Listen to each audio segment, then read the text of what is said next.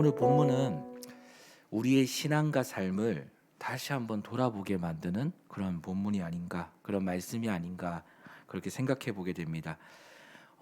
여러분과 저는 하나님의 심판을 이야기할 때 하나님의 심판을 어떻게 생각하는지, 또 하나님의 심판은 또 어떻게 이루어지는지에 대해서 한 번 정도 생각해 보셨는지 모르겠습니다. 사실 우리는 신앙생활을 할 때 좋은 것들을 많이 생각하고요. 또 하나님의 역사를 많이 생각하고 기적 또한 또 많은 그런 부분들을 많이 기대하고 신앙생활을 할 때가 더 많죠. 그런데 하나님의 심판을 모르는 건 아니지만 하나님의 심판에 대해서 많은 고민들을 하고 사실상 신앙생활을 하지는 않을 때가 더 많습니다. 그런데 오늘 이 말씀은요. 하나님의 심판이 무엇인지를 정확하게 우리에게 보여주고 있죠. 그 심판의 과정이 어떤지, 또 그 심판의 결과는 어떤 결과를 가져오는지를 오늘 본문은 우리에게 정확하게 알려주고 있죠. 자, 오늘 이 사건을 보시면 우리가 하나를 기억해야 될 것이 하나 있습니다. 뭐냐면 바로 하나님은요 우리를 다 보고 계십니다.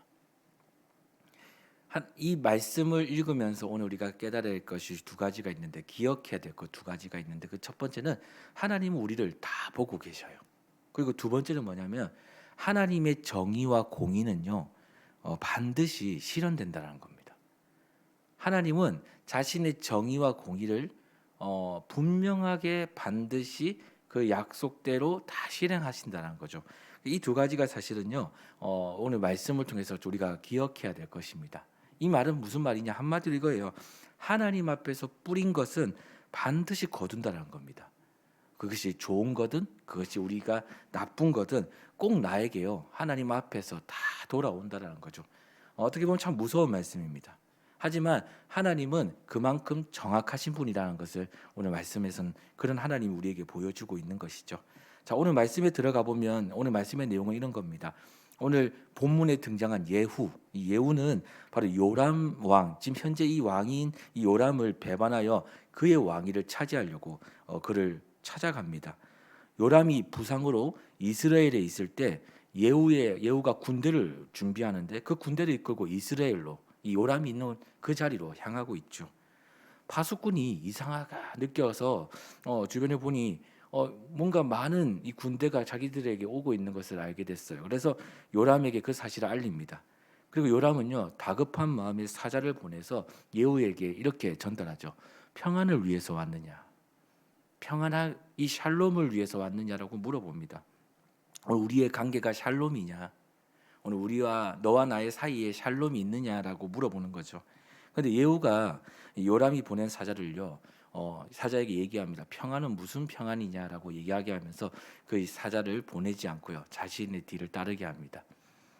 그렇게 해서 계속해서 요람을 향해 전진해 나가죠. 결국 요람과 아하시아가요 최후에는 나중에 이 예후를요 그 자리에서 맞이하게 됩니다. 제가 오늘 이 장면을 보면서요 하나 깨달은 게 있는데, 하나님의 심판은 여러분 예고가 없습니다. 예고 없이요 갑자기 내 삶에 찾아옵니다. 요람은 자신의 왕국이 영원할 것이라고 생각했을 거예요. 그리고 언제나 안전할 것이라고 생각했을 것입니다. 이렇게 해도 괜찮을 것이라고 생각했을 거예요. 그런데 결국 여러분 예후의 반란으로 인해서 한순간에 위험에 빠지게 됩니다.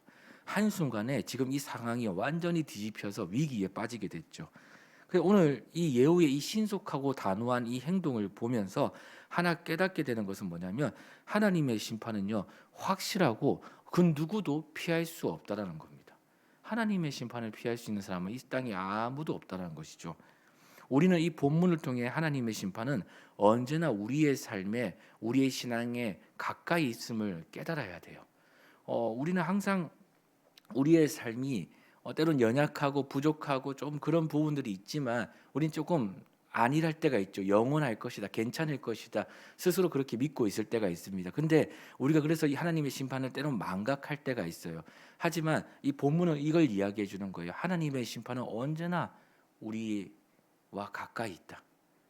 하나님은 언제나 우리를 지켜보고 계시고, 하나님은 언제나 예고 없이 우리가 온전하지 못할 때, 때로는 우리가 바르게 하나님의 뜻하신 대로 나아가지 못할 때 어느 날 갑자기 그 심판의 모습으로 우리에게 오신다라는 것을 기억해야 되는 것이죠.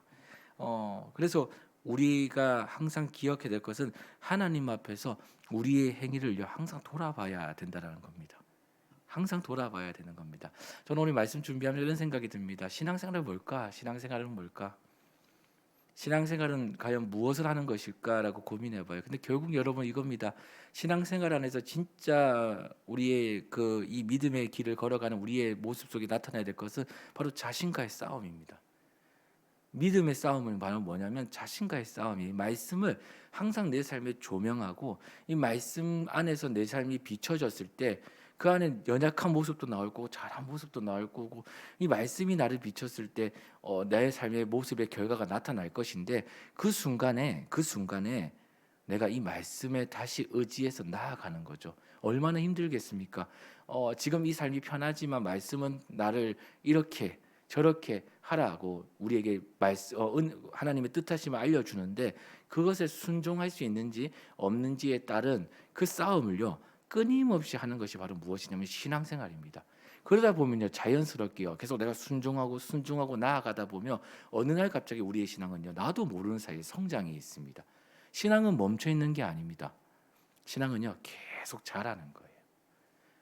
뭔가 특별히 어떤 목적을 주실 때도 있지만 그냥 그런 목적이 없더라도 신앙은 무엇이냐면 계속해서 하나님의 말씀에 오늘 순종하고 또 내일 순종하고 또 내일 모레 순종하고 그렇게 한 걸음 한 걸음 가다 보니까 어느 날 갑자기 신앙이 성장해 있는 것. 이 말씀과 신앙의 은혜는요 우리를 계속 성장케 만들죠. 그래서 항상 우리는요 오늘 말씀뿐만 아니라 여러 말씀을 보면서도 항상 우리를 돌아봐야 되는 것이죠. 오늘 이 자리에 오신 우리 이제 새벽에 예배드리는 모든 분들에게는 아마 하나님의 은혜가 그렇게 임할 것임을 믿습니다. 왜냐하면 하나님의 말씀이 매일매일 여러분의 삶을 조명하고 그뿐만 아니라 여러분의 마음을 생각과 그 모든 것들을 찔러 쪼개며 그리고 살아있는 하나님의 뜻하심이 뭔지를 깨닫게 하시죠. 이게 은혜입니다. 그래서 이 은혜를 사모하며 나아가다 보면요 어느 날 갑자기 내 삶에 성장되어 있는 신앙을 보게 되는 것이죠. 한마디로 우리는요 이 심판 앞에서 우리가 기억해야 될 것 바로 내 행위를요 항상 돌아봐야 됩니다. 고린도후서 5장 10절 말씀 이런 말씀이 있습니다. 이는 우리가 다 반드시 그리스도의 심판대 앞에 나타나게 되어 각각 선악간에 그 몸으로 행한 것을 따라 받으려 함이다라고 말씀하고 있어요. 한마디로 우리는 언제나 하나님의 심판을요 의식하고 살아야 하는 거예요. 그렇다고 해서 늘 두렵고 떨리고 막 이렇게 힘들게 신앙생활을 하라는 말씀은 아니지만 하나님은 항상 우리를 감찰하고 계시고 지켜보고 계시고 우리의 행위에 대한 꼭 그 보응을 준비하고 계신다는 사실을 기억해야 되는 것이죠. 그래야만 무슨 일을 할 수 있냐면 그분의 뜻을 따라 살아갈 수가 있습니다. 의롭고 거룩한 그 삶을 향해 달려갈 수가 있어요. 예후는 여러분 요람을 만나 그의 어머니 이세벨의 그 음행과 술수를 지적하죠. 그리고 얘기합니다. 너희 어머니의 그 음행과 술수 때문에 내가 한순간도 평안한 적이 없었다고 얘기하죠. 그때 요람이 깨닫게 됩니다. 이것은 반란이구나. 오늘 나랑 평안을 맺으러 온 것이 아니라 이것이 반란이야. 그때 그가 도망갑니다. 그때 예후가 활을 쏴 이 요람의 심장을 맞춰 죽이게 되는데 오늘 말씀에서는 염통이라는 표현을 해요. 여러분 염통은요 짐승에게 쓰는 표현입니다. 근데 이 요람은 사람이죠. 그렇지만 오늘 표현이 염통이라는 그 염통을 통해 간통에 그러니까 그 염통을 찔렀다 화살이 통과했다라고 얘기하잖아요. 그러니까 참 오늘 이 요람의 그 입장이 이 말씀을 보면서도 참 이 자리가 그의 제약된 그 자리가 참 불행했다라는 것을 오늘 우리는 알 수 있죠. 그러니까 심장을 맞춰 그는 결국에 죽게 됩니다. 예후는 자신의 활에 맞아 죽은 요람의 시체를 나봇의 밭에 던지라고 명령까지 하죠. 그리고 이는 하나님이 아합의 집에 내리신 심판의 성취다라고 이야기합니다. 이 장면 보면 하나님의 심판이 반드시 이루어졌음을 우리에게 보여줍니다. 오늘 이 심판에 대해서 예언한 사람이 있어요. 누구냐면 바로 엘리야입니다. 엘리야가 이 아합의 집에 하나님의 심판이 있을 것이라고 이미 예언을 하죠. 근데 그 엘리야를 통해 선포된 그 집안의 그 심판이 예후를 통해서 실행된 것입니다. 예후를 통해서 오늘 실행된 거죠. 특히 요람의 시체가 나봇의 밭에 던져진 것은 바로 아합이 저지른 죄에 대한 하나님의 정확한 심판이라고 오늘 본문은 이야기해 주고 있는 거죠. 여러분, 이 본문은 하나님의 공의가 반드시 실현된다는 것을 가르쳐 줍니다. 그리고 사랑하는 여러분의 삶 속에서도 하나님의 심판은 반드시 실현된다는 것을 가르쳐 주죠. 예, 오늘 저는 말씀 묵상하면서 이런 질문도 한번 던져봤습니다. 과연 나는 하나님이 없다고 여기는 자리가 과연 있는가? 나 스스로. 또 하나님도 모르실 거야라고 스스로 안심하면서 괜찮다고 여기는 그런 자리가 있는가라고 한 번 더 고민해봤고 묵상해봤는데, 여러분 제가요 참 놀란 거는 묵상을 하면 할수록, 제가 아예 없다라고 생각하진 않았지만 묵상을 하면 할수록 제 삶을 다시 한번 돌아보니까 어떠냐면 너무너무 많은 거예요. 너무너무 많은 거예요. 내가 주인 된 자리가 너무너무 많은 거예요. 하나님이 없어도 괜찮다고 여겨지는 자리들이 너무너무 많은 거예요. 하나님이 없다고 여기는 자리. 하나님은 여기는 모르실 거야. 여기는 내가 이런 자리가 있는 줄도 모르실 거야라고 스스로 그렇게 안심하고 있는 자리. 근데 여러분 참 신기합니다. 그 자리를 정확하게 들여다보면요, 꼭 발견되는 것이 하나가 있는데 그게 뭐냐면 죄입니다. 하나님이 없는 자리에는 꼭 뭐가 있냐면 죄가 있어요. 여러분, 죄는요 하나님과 우리를 멀어지게 만드는 아주 무서운 것입니다. 그리고 또 우리의 믿음을요 굉장히 약하게 만듭니다. 믿음으로써 나아갈 수 없게끔 만들어요. 죄가 그렇죠. 그래서 결국은요 여러분, 죄로 약해진 사단은요 우리를요 사망에 이르게 하는 겁니다. 하나님의 뜻하신 대로 나아가지 못하게 이르게 하는 거죠. 그래서 우리로 영원한 생명을 가지지 못하도록 계속해서 그 죄의 자리에 우리로 있게 하는 거죠. 그래서 하나님은 이 죄를 미워합니다. 너무 미워해요. 오늘 우리가 기억해야 될 것이 이겁니다. 하나 더요. 하나님의 심판이 왜 일어나느냐? 바로 하나님은요 우리를 너무너무 사랑하기 때문에, 두 번째는 이 죄를 너무너무 미워하기 때문에 그렇습니다. 여러분이 죄로 인해서 사망에 이르지 않게 하기 위해서 하나님 우리의 삶을요 심판하십니다. 우리는 심판하면 망한다고 생각하죠. 그렇지 않습니다. 예수를 믿는 우리는요 하나님의 심판이 우리의 삶에 늘 가까이 있는 이유가 뭐냐면, 우리로 하나님이 죄로 말미암아 우리로 죽을 수밖에 없는 우리를 하나님이 그 심판으로 말미암아 구원의 심판으로 우리를 지키시기 위해서 항상 심판이 우리의 삶에 있는 것이죠. 하나님의 공의가 무엇인 줄 아십니까? 하나님의 공의는요 그저 옳고 그른 것을 분간하는 것뿐만 아니라 그 안에는 뭐가 있냐면 사랑이 있습니다. 하나님의 공의의 속성은 사랑입니다. 사랑하기 때문에 옳고 그른 것을 분간합니다. 그리고 옳고 그른 것을 가르칩니다. 그래서 그를요 다시 옳은 길로 인도하는 잣대가 되는 것이죠. 그래서 그 득실득실거리는 그 죄의 속에서 있는 우리를 발견하실 때 하나님은요 자신의 심판을 나타내세요. 왜요? 우리를 구원하시기 위해서요. 그래서 하나님의 심판은 결국에 뭐냐면 구원의 심판입니다. 여러분 이것을 기억하셔야 됩니다. 오늘 이 본문은 이거 그냥 한 사람을 심판한 것이 아닙니다. 그냥 집안을 완전히 박살낸 것이 아닙니다. 하나님의 뜻은 뭐냐면 이스라엘을, 이 죄로 물든 이스라엘을 다시 하나님의 나라로 회복하기 위한 하나님의 그 심판, 구원의 심판이었다는 것을 여러분 기억하시기 소망합니다.